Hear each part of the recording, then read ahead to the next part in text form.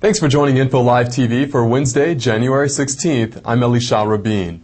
Hamas political chief Khaled Mashal warns the recent IDF operations in Gaza that killed 23 Palestinians could harm the release of Israeli soldier Gilad Shalit, and that Palestinian blood would eventually drown Israeli leaders. The IDF launched a ground offensive into northern Gaza Tuesday after militants fired a barrage of Qassam rockets into Sderot and the western Negev. Fierce gun battles broke out on the streets of Gaza. 20 armed Palestinians were killed. Meanwhile, the Air Force targeted a car in Gaza Wednesday carrying a Qassam rocket crew, but 3 civilians were killed instead when forces hit the wrong car.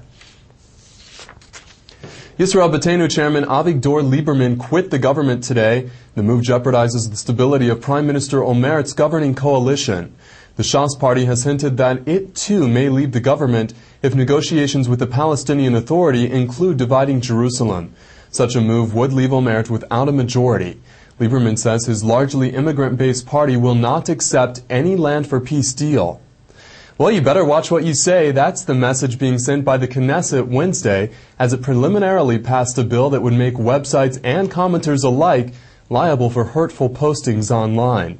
MK Israel Hassan proposed the legislation. He says he tried to develop a code of ethics with prominent websites, but had no success. Opponents say the bill amounts to a ban on free speech. A Thai satellite company pulled the broadcast of the Al Manar TV channel after learning it's connected to Hezbollah. Thailand faces a particularly difficult situation. Muslims in the southern part of the country have been in a continued uprising against the largely Buddhist government for several years. Officials say the violence is egged on by propaganda from the Middle East. He was called the father of the Qassam, but now he's dead. Al-Quds Brigade leader Walid Obedi died after soldiers from an elite IDF unit killed him. The military says he was responsible for shooting attacks and numerous suicide bombings. Israeli officials believe Syria played a crucial role in funding Obedi's faction of the Al-Quds Brigade. The shekel showed strength against the dollar and the euro today. The shekel reached an all-time 9-year high against the dollar, trading at 3.69. Against the euro, the shekel rose to 5.49. The shekel's rise comes as the Bank of Israel continued its move to raise interest rates in increments of 0.25%. Elsewhere, the Borsa dropped a bit today, nothing beyond the norm. Here's a look at the numbers.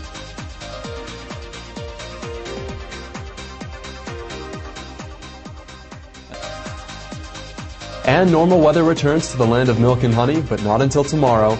Until then, freezing temperatures abound.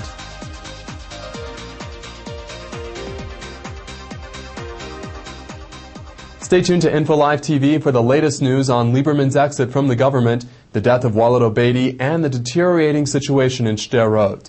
That's all for Info Live TV, Israel's only internet television website, broadcasting in French, Arabic, and Spanish, all from Jerusalem.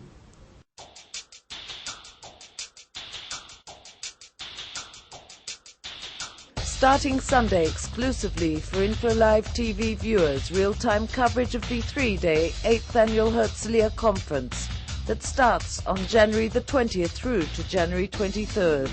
All you have to do is click on the icon that appears on our homepage.